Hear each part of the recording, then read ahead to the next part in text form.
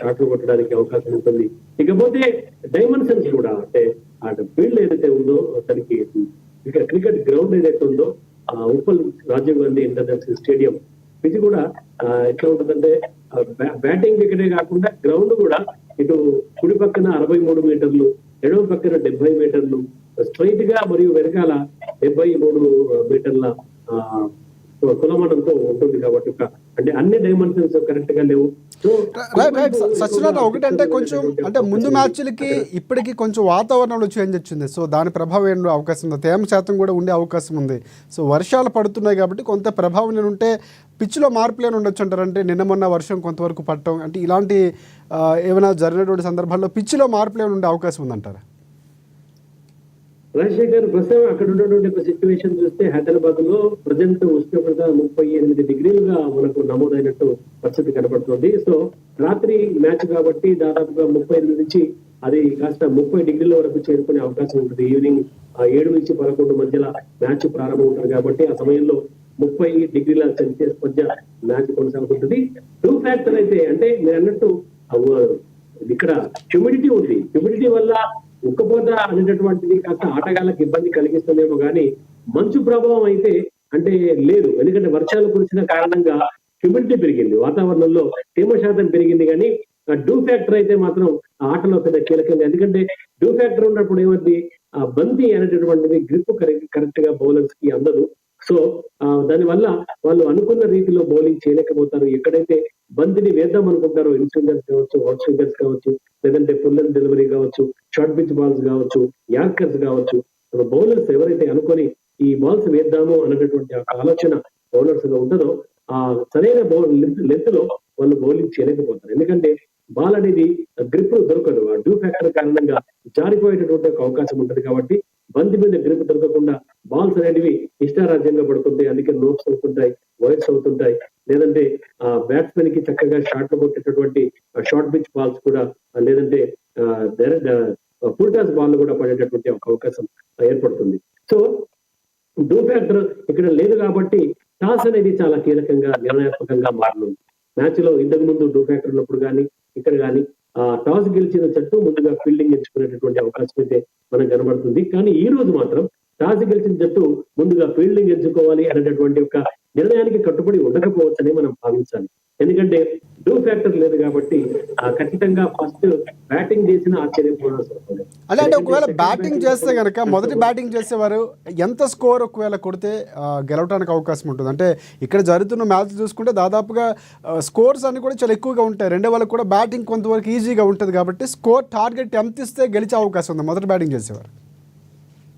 రాజశేఖర్, ఇప్పుడు ప్రజెంట్ ఉన్నటువంటి ఒక గ్రౌండ్ ప్రకారంగా చూస్తే ఇదే గ్రౌండ్ లో గతంలో అంటే ఈ రీసెంట్ ఐపీఎల్ మ్యాచ్ లో 285 కూడా స్కోర్ అయినటువంటి ఒక గ్రౌండ్ అది.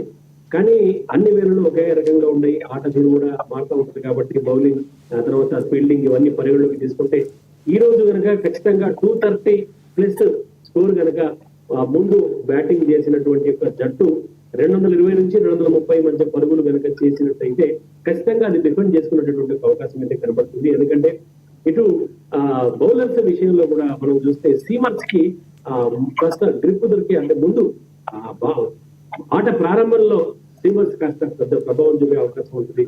తర్వాత స్పిన్నర్స్ కి అంటే స్లో డెలివరీస్ ఎక్కువగా అంటే స్లోవర్ బాల్స్ ఎక్కువగా వేసేటటువంటి అవకాశంలో బ్యాట్స్మెన్ ఎక్కువగా స్వేచ్ఛగా ఆడలేకపోతారు. ఎందుకంటే బంతి ఎప్పుడైతే వేగంతో వస్తుందో అదే వేగంతో టైమింగ్ ప్రకారంగా బ్యాట్స్మెన్ ఆ వేగానికి అనుగుణంగా బంతిని నియంత్రించి ఆ ఇష్టమైన దిశలో పంపడం జరుగుతుంది. దాని ద్వారా 4 6 అనేటివి వెళ్తుంటాయి అదే స్పీడ్ లో. కానీ అదే స్పిన్నర్ వేస్తే కనుక బౌలర్ బ్యాట్స్మెన్ తన శక్తిని అంతా కూడా తీసుకొని కొట్టాల్సినటువంటి అవసరం ఉంటుంది. కాబట్టి అలాగే స్లోవర్ బాల్స్ వస్తే కనుక బ్యాట్స్మెన్ కి షాట్లు కొట్టే ఇబ్బంది ఉంటుంది. ఒకవేళ తెగించి కొట్టేటటువంటి సందర్భంలో ఆ గ్రౌండ్ లోపల అంటే ఎక్కడైతే బౌండరీ లైన్ వద్ద క్యాచ్ అవుట్ గా వెందిరిగేటటువంటి అవకాశం కూడా ఉండబోతుంది. కాబట్టి ఇక్కడ స్పిన్నర్లు కూడా ఆటలో కీలకంగా మనం భావించాలి. మరి ఎస్ఆర్హెచ్ ఓడిపోతుంది అంటే ఒక రకమైనటువంటి కారణంగా మనం భావించాలి. ఎస్ఆర్హెచ్ వరుస ఓటములకు గల కారణం ఒక నాణ్యమైన స్పిన్నర్లు జట్లు లేకపోవడంగా విశ్లేషకులు అయితే భావిస్తున్నారు. రైట్ సత్యనారాయణ, ఒకటి అంటే మనము స్పిన్నర్ల గురించి మాట్లాడుతున్నాం. అంటే ప్రధానంగా ఆస్ట్రేలియా స్పిన్నర్ ఆడమ్ జంపాకి రీప్లేస్ అయినటువంటి పరిస్థితి ఉంది కర్ణాటక ఆటగాడు స్మరణ్. సో ఆయనకు కూడా గాయమైంది. సో ఇప్పుడు ఎవరిని తీసుకుంటారు అనేది కూడా కొంతవరకు సందిగ్ధత ఉంది. సో సన్ రైజర్స్ అదొకటి ప్రాబ్లం ఫేస్ చేస్తుంది. సో ఆ స్థానంలో ఎవరిని ఆడించే అవకాశం ఉందంటారు?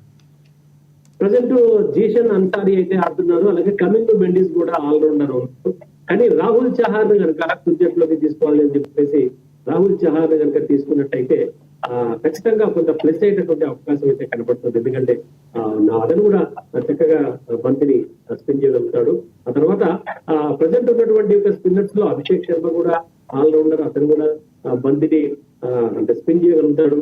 తర్వాత కమింగ్ మెండిస్ ఉన్నాడు. అంటే హర్ష దూబే ఏమైనా తీసుకునే అవకాశం ఉందా? ఎస్, హర్ష దూబే కూడా ఆల్రౌండర్. సో తను ఏమైనా వినియోగించే అవకాశం ఉందంటారా? అంటే రాజశేఖర్ జట్టులో ఎటువంటిదంటే అంతకుముందు ఐపీఎల్ కెరీర్ కూడా పరిగణిస్తారు. అంతకుముందు అంటే ఒక జట్టులో బ్యాట్స్మెన్ తీసుకునేటప్పుడు కొన్ని అంశాలని పరిగణలోకి తీసుకొని తద్వారా తీసుకునే అవకాశం ఉంటుంది. ఎందుకంటే దాదాపు తమ వద్ద ఉన్నటువంటి ఒక 25 మంది ఆటగాళ్లలో 25 మెంబర్స్ లో కూడా ఎవరైతే గత ఐపీఎల్ కెరీర్ దృష్టిలో పెట్టుకొని వాళ్ళు రాణించినటువంటి తీరు ఈ ప్రకారంగా చూస్తే రాహుల్ చహార్ కే ఎక్కువ మనకు ఛాన్సెస్ అయితే కనబడుతున్నాయి తీసుకోవడానికి.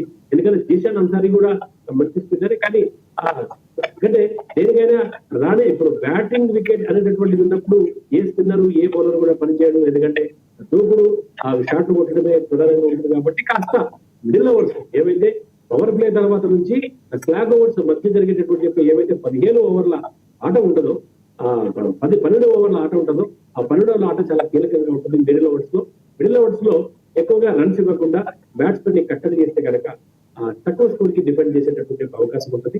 ఆ పవర్ ప్లే లో ఈ యొక్క ఫీల్డ్ రిసెషన్స్ ఉపయోగించుకొని ఖచ్చితంగా బ్యాట్స్మెన్ చెలరేగే అవకాశం ఉంటుంది. అలాగే బంతి కూడా వాళ్ళకి వేగంగా వస్తుంది కాబట్టి వేగంగా వచ్చేటువంటి బంతిని అంతే వేగంతో బౌండరీకి పంపించే అవకాశం కూడా ఉంటుంది. సో అంటే ఒక నిర్ణయాత్మకంగా కూడా కొంతమంది మనం చూస్తున్నాం కదా ఐపీఎల్ మ్యాచ్ లో రీసెంట్ గా జరుగుతున్న ఐపీఎల్ మ్యాచ్ చూస్తే ప్రారంభ ఓవర్లలోనే స్పిన్నర్లకి దించేసి స్పిన్నర్లతో బౌలింగ్ వేసినటువంటి అలాగే స్పిన్నర్లని అది ఎదుర్కోలేక అవుట్ అయిన పరిస్థితి కూడా కనపడుతుంది. సో అంటే గెలవాలంటే ఖచ్చితంగా కొన్ని ప్లాన్స్ అయితే జట్టు యాజమాన్యం తీసుకోవాల్సినటువంటి అవసరం ఉంటుంది, కొన్ని మార్పులు చేయాల్సిన అవసరం ఉంటుంది. తిరిగి గెలుపుబాట పట్టాలంటే ఖచ్చితంగా కొన్ని ప్రయోగాలు అయితే చేయాల్సినటువంటి అవసరం ఖచ్చితంగా ఉంటుంది. కాబట్టి మరి ఆ ప్రయోగాల బారిన ఖచ్చితంగా ఎస్ఆర్హెచ్ బ్యాట్ కెప్టెన్ కావచ్చు, జట్టు యాజమాన్యం, కోచ్ వీళ్ళంతా కూడా నిర్ణయం తీసుకుని అంటే టాస్ నుంచి మొదలు పెడితే జట్టు పూర్తి వరకు తర్వాత ఫీల్డ్ లో అనుసరించాల్సిన వ్యూహాలు ఇవన్నీ కూడా ఒక ప్రణాళిక ప్రకారంగా పోతే కనుక ఖచ్చితంగా ఈ మ్యాచ్ లో ఎందుకంటే అటు DC ఓటమి బాధలో ఉంది, 2 మ్యాచ్ల ఓడి ఉంది కాబట్టి కొంచెం ఒత్తిడి అయితే జట్టు మీద కూడా కనబడుతుంది. కాబట్టి ఆ ఒత్తిడిని క్యాష్ చేసుకుంటే కనుక ఎస్ఆర్హెచ్ ఖచ్చితంగా తిరిగి విజయ బావుట ఎగిరేసేటటువంటి అవకాశం ఉంటుంది. ఇదే కాదు తర్వాత ఉన్నటువంటి 3 మ్యాచ్లు కూడా ఎస్ఆర్హెచ్ గెలవాలి. అది గెలవాలంటే ఫస్ట్ ఈ మ్యాచ్ గెలవాలి. అంటే మిగతా 3 మ్యాచ్ల్లో అంటే ఓవరాల్ గా సన్ రైజర్స్ హైదరాబాద్ అనేది ఫైనల్కి వెళ్ళడానికి లేకపోతే ప్లే ఆఫ్స్ నుంచి తప్పించుకోవడానికి ఎక్కడ ఛాన్సెస్ అనేది ఉన్నాయంటారా? అంటే దాదాపుగా చాలా వరకు కష్టం, కొన్ని సమీకరణాలు జరగాలి, కొన్ని అంశాల మార్పులు చేర్పులు జరగాలి అని చెప్తున్నారు. సో ఒకవేళ ఈ మ్యాచ్ గెలిచాక సన్ రైజర్స్ వరుసగా గెలవాల్సి ఉంటుంది. సో మిగతా జట్టుల్లో ఎలాంటి మార్పులు రావాల్సిన అవసరం ఉంది ఒకవేళ సన్ రైజర్స్ కనుక మనం ఫైనల్లో చూడాలనుకుంటే కనుక? ఖచ్చితంగా రాజశేఖర్ గతంలో కూడా ఈ సన్ రైజర్స్ సెమీస్ అంటే ఫైనలిస్ట్